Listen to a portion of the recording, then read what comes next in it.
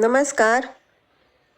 उद्याच्या आषाढी एकादशीपासून ते कार्तिक एकादशीपर्यंत या 4 महिन्याच्या कालावधीमध्ये म्हणजे चातुर्मासामध्ये काढण्यासाठी लागणारी गोपद्माची रांगोळी या व्हिडिओमध्ये काढून दाखवली आहे.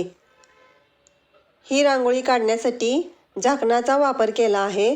झाकणाचा वापर करून काढल्यामुळे ही रांगोळी काढण्यास सोपी जाते आणि पावलांचा आकारही एकसारखा येतो, त्यामुळे कुणीही सहज काढू शकते. सर्वात प्रथम 7 पावले काढून घेतली आहेत. त्याच्यानंतर 6, 5, 5, 4, 3, 2, 1 या क्रमाने गाईचे पावले काढून घेतलेली आहेत. अशी ही सुंदर गोपद्माची रांगोळी तुम्हाला कशी वाटली ती मला कमेंट करून सांगायला विसरू नका. आणि हा व्हिडिओ शेवटपर्यंत नक्की पहा आणि शेअर करा, लाईक करा.